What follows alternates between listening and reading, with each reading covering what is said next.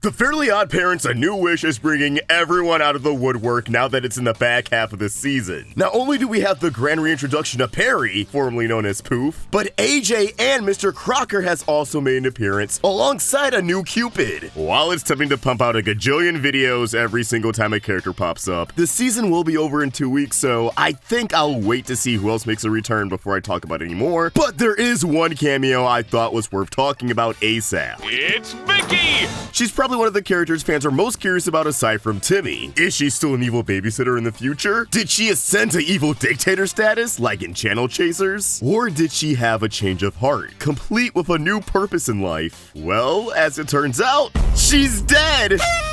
Karma sucks, I guess. I thought it'd be fun to break down the implications of this morbid little Easter egg, and if we should even consider it as canon. So let's dive right in. And real quick, I just wanted to say thank you so much for the incredible support on the Peri video, and if you guys want to see more Fairly OddParents content, then please subscribe to the Roundtable with notifications on, so you never miss an upload. This was one of my favorite cartoons as a kid, so not only do I enjoy covering the new series, but I want to make more videos like the timeline one, where I can use one topic to cover all of the insane lore from the 3 shows and trilogy of live-action movies. Alright, enough yapping. On to Vicky burning in hell. So Peri's having a bit of a hard time handling Dev. We'll talk about Peri's arc more extensively in another video, but just know he's reunited with Cosmo and Wanda, who are extremely clingy and being helicopter parents to this grown-ass man. Which brings us to the episode Lost in Fairy World. The gang's chilling at Cosmo and Wanda's house, which is connected to both Earth and Fairy World. Dev is instantly enamored by the set of Fairy World and demands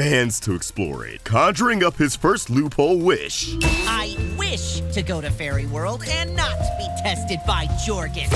Damn, wait, is Hazel more akin to Timmy's compassionate and fun-loving side, while Dev is reminiscent of his selfish and impulsive tendencies? I might be cooking. Peri tries to explain the rules of Fairy World to Dev, but Cosmo and Wanda are practically god-parenting for him. And while he's confronting Cosmo and Wanda about this, Dev steals his wand, convincing Hazel to go with him on a Fairy World tour, without any rules or supervision. They get into a ton of shenanigans, having a blast and wishing up a storm, but Hazel, being the moral compass of the two, convinces Dev that it's time to call it a day and unwish everything. Unfortunately, they're only in Fairy World because of wishes they made, so they're unwished, sending them to the Hocus Poconos, a void from the original series that all of Timmy's erased wishes were sent to after he lost Cosmo and Wanda in Timmy's secret wish. But it's gotten a makeover. It's now an extremely colorful place with blue, pink, and purple hues instead of complete desaturation. Hazel and Dev are pursued by a giant unwished dragon who, as you may have guessed, eats unwishes. And while they're maneuvering through the Hocus Poconos, we see a comically large drinking glass decorated with a straw and Vicky's skeleton inside. Ripozo! Obviously, this is a nod to the original theme song, Obtuse Rubber Goose Green Moose Guava Juice. The glass, the straw,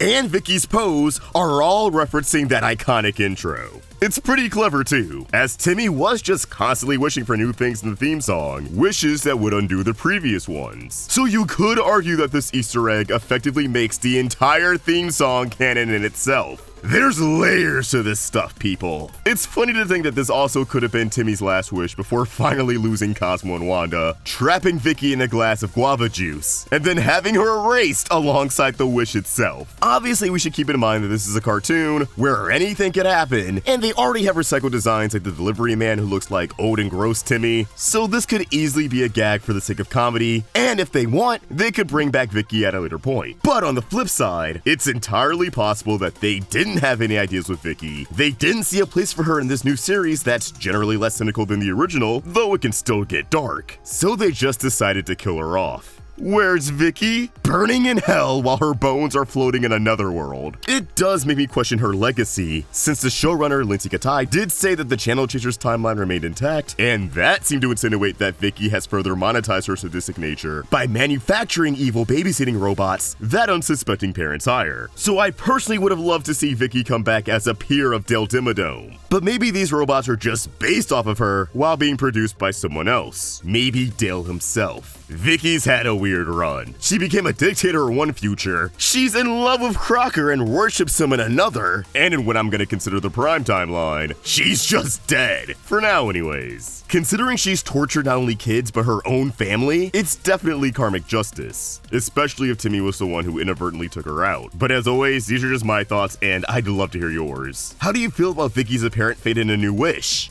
I just thought this was crazy. So although there isn't much to say, I still wanted to talk about it. And let us know how you feel in the comments down below, and keep the conversation going over on Twitter and Instagram at AwestruckVox and at Roundtable Vids. If you enjoyed this video, please sure to like and subscribe to the Roundtable for more great cartoon content. Thank you for watching, and I hope you have an awesome day. See ya!